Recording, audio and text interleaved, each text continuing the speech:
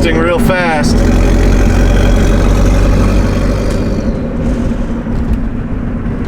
All right, guys. I wanted to let the camera charge because I had left it unplugged. It was plugged in but not plugged into the wall, so it wasn't charging at my house. So quick overview of what I did. I got a new hose clamp because this one that was on before wouldn't tighten down very well, so now we're in there nice and snug on all the joints. Damn it, I just washed my hand. Somebody said to adjust the wastegate actuator preload. That was a good call. It's about 4 or 5 turns closer now. I pinned the gate all the way closed. That cotter pin took 15 minutes to get in for some reason. And then my handy little plate, you can see we were leaking exhaust out both sides, which is no surprise there. I don't know if you'll even be able to see, so I'm not going to bother, but there's a vibrant one on there now, and it's covered in copper gasket maker, so hopefully it's nice and sealed up now. What do you think power-wise? Ooh, I have no idea. If I get 150 to the ground, I'll be impressed. But hopefully we should be spooling the turbo a little bit better with the lack of exhaust leaks. Oh yeah, let's check the oil real fast. I brought an extra quart. Shout out Jason from Engineering Explained for this annual protection oil he gave me a bunch of when he moved to Detroit. Bringing the spare SSD chip so we can hot swap the maps and not have to use one for tuning. Here, take this real quick. Check the oil before the manifold's blazing hot.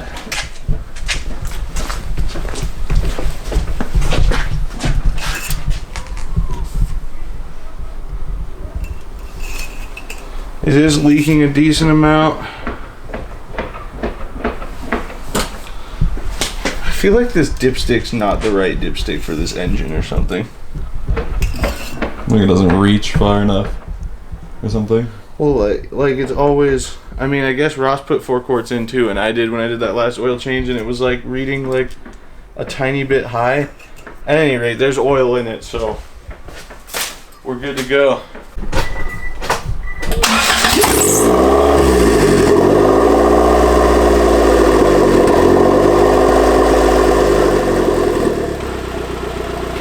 Alright, so what I'm hoping is with that big exhaust leak repaired and that new hose clamp on there, the turbo will flutter because we tightened everything down. Let's see.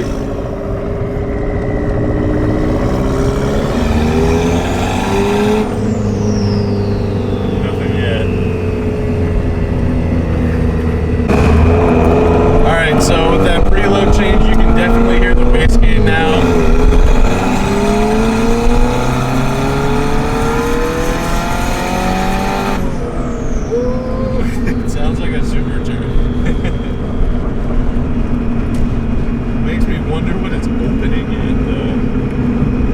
Alright, phase 1's complete. That was what, a 28-minute drive? Everything's still fine. It made it. Everything's attached. Our oil return line is still shielded from the heat. The manifold's starting to look a different color, which like can attest to it running very, very rich and very hot. Alright, here we are. Grayson of Gap Tuning. What's that? What do you say about my build, man? It's quite interesting to say the least. I like this. Yeah, no, it's yeah, don't touch that too much. It's a Volvo, so like your hands are gonna turn black just from yeah. That's his job to get dirty. That's great for airflow. Yeah, that's what you want. Is you kind of it's like the smaller intercooler piping, the better. So when you pinch it down, you restrict it just a little bit. That was nice. Cool.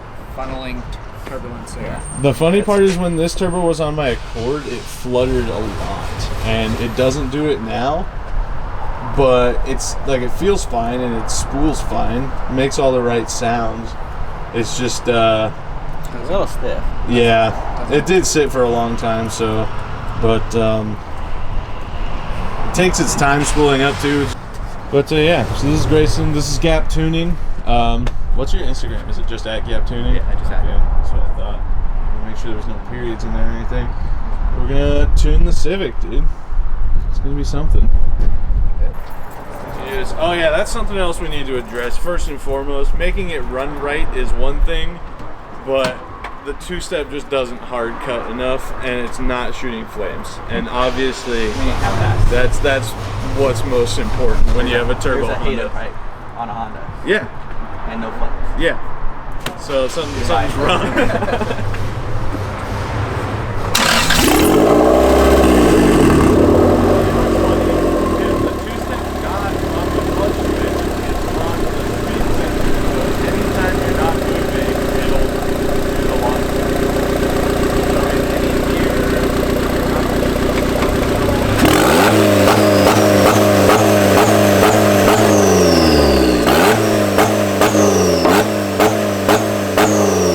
Down the build.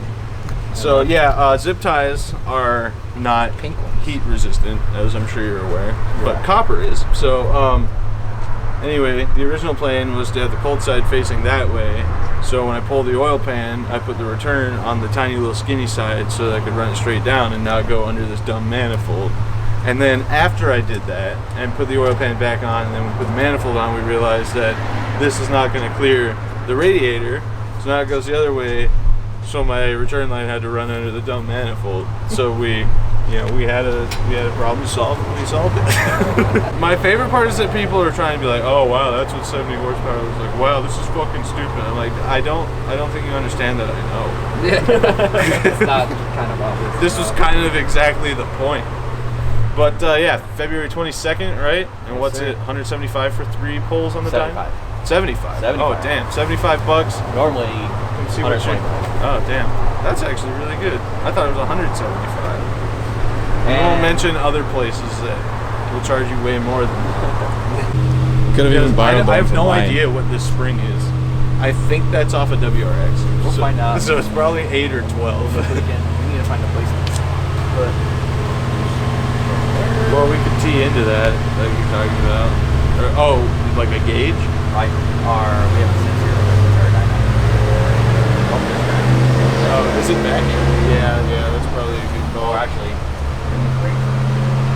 I mean, not on the dyno, yeah. it's up to fitting.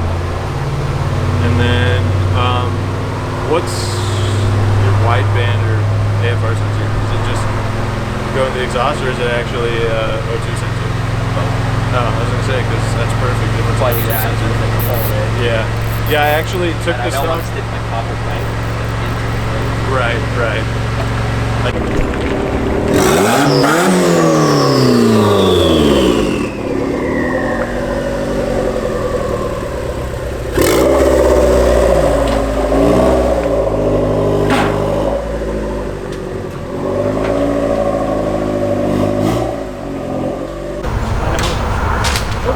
Need pliers.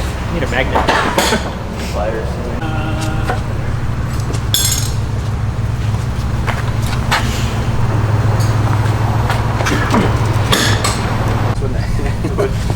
Okay.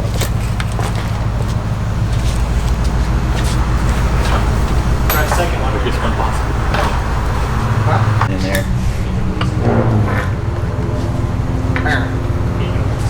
All right, we need power predictions.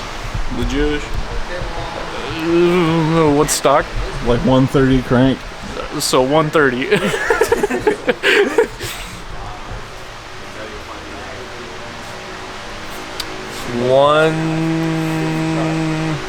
162. See, I'm saying 150 is what I would be surprised by. That's good. Brock, what'd you say? What was the last answer, Bob? 150. I'll go 151. What's your power prediction, Grayson? What? What's your power prediction? What did you guys say? I said 150. You said 162. I said 130. 169. Nice. I What do was you gonna go think? for that, but I thought it might be high. You said 169? Yeah. 168 then. Damn. Price is a whole lot right. Price is wrong, bitch. So, yeah. I mean, I'm kind of the one. That's So true, it's yeah. not- You can make it as much as you want. Within reason, I guess. It is worth noting that we have 360cc injectors and a stock fuel pump, so we're going to be fairly limited. But I mean, the Volvo. If you had a fuel pump. No, You yeah. want a 340 for cheap?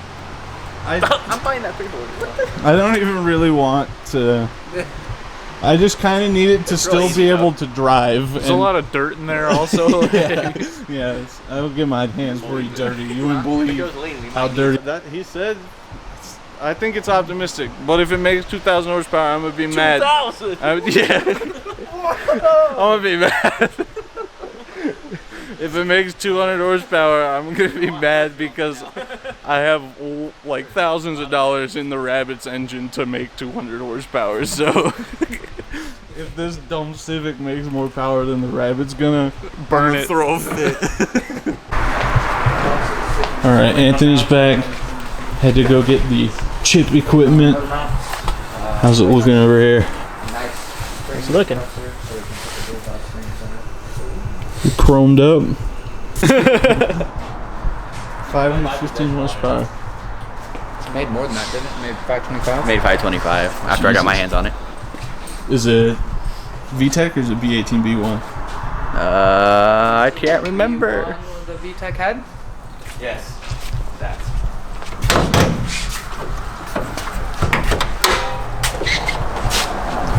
Yeah. It's crazy that it has an actual exhaust. It's fancy. It's fast. Was it turboed when you got it or did you build it for him? It was turboed when we got it. We did fuel line, fuel filter, spark plugs. We just Fix the exhaust leak. the manifold was cracked. We re-welded that up. We did. Kind of just did some basic maintenance, so they could sell it. And then some idiot tried stealing it. Yeah, I saw that. Alright boys, we're live. A little later than anticipated, but it's fine. Slight technical difficulties. It's scary. What? The chair. Oh god. Oh, there we go.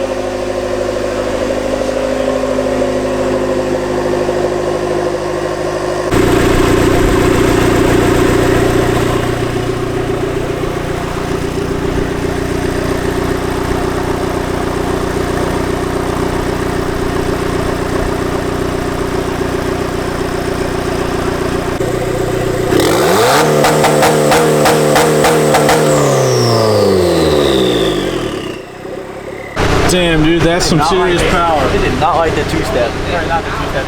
Oh yeah, that little dip there. Test. 109 furious horsepower. Yeah, brother. Triple digits. Little bit of play there.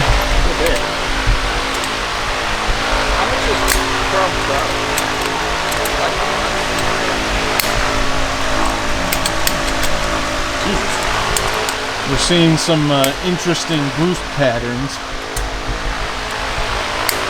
I think you were cutting a track or something. Hosing all the way. Yeah. Is it just binding? Awful loose though for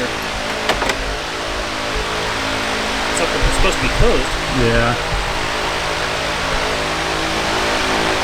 Oh no, it's taking the cotter pin out. Guessing you had a hell of a time putting that in. Oh boy. Yeah.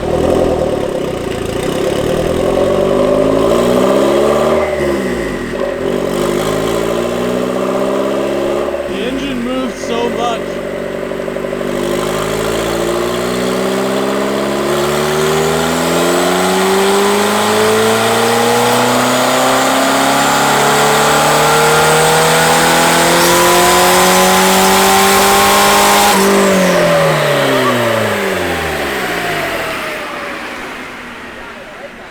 Dude, the weight. All right, real quick. Here's where we're at. The turbo's making 3 pounds of boost. Bring the dynograph up real quick. We don't know if it's just leaking somewhere or if the turbo's just that shot. Because I mean, I bought it used, and then for the past 4 years, it's been sitting in a garage. So we didn't have high optimism. We did make a astonishing 100.49 horsepower on that last one. So watch out, Lambos.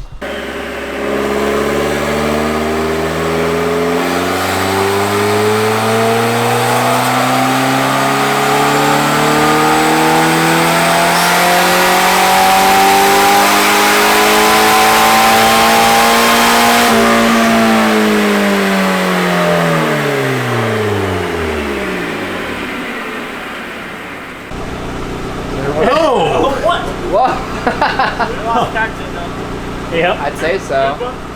This is how you know you're making horsepower, boys. When you copy full 360 degrees on the chart.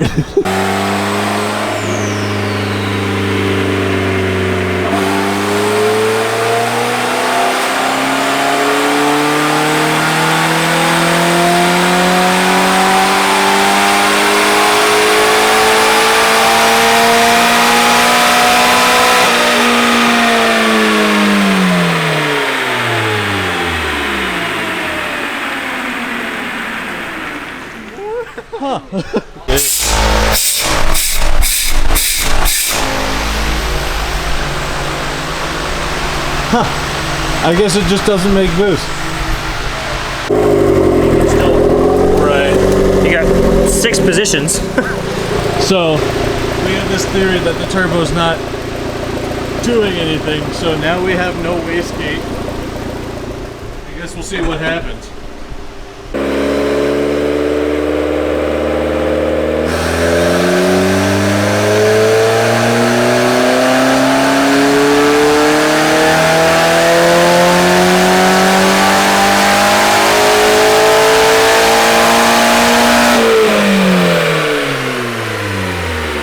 Turbo's done. Damn, that sucks. Funny. Yeah. All right, guys. Well, the Civic needs a new turbo, and here's the problem with that. I don't have any money. So, yeah, the merch link's in the description. If you guys want to buy a shirt or a sticker or something, we can get a turbo on this, and hopefully Grayson will have us back, and we can actually... Better make more than 3 pounds of boost, though. Back. So we'll probably just run an external gate since I have that spot for it on the bottom of the manifold, and we can get a turbo pretty cheap. We could put that at this point. The Civic's been on the dyno. Thanks again, Grayson at Gap Tuning. If you guys need anything tuned, bring up something that has a functional turbo on it, and you can make it work. If you got a car you want dyno just to see what you're making, bring it out February 22nd. And you guys do that like once a month-ish, don't you? Once a month. When it's warmer outside anyway. Weather permitting. So, yeah. Go follow Gap Tuning on Instagram. Don't forget to follow me on Instagram. Add me on Snapchat at BigB1011. If you want to see a picture of your car featured at the end of one of my videos, send a picture of it to me at curseforeverhelp@gmail.com. We'll see you guys in the next video. Peace out.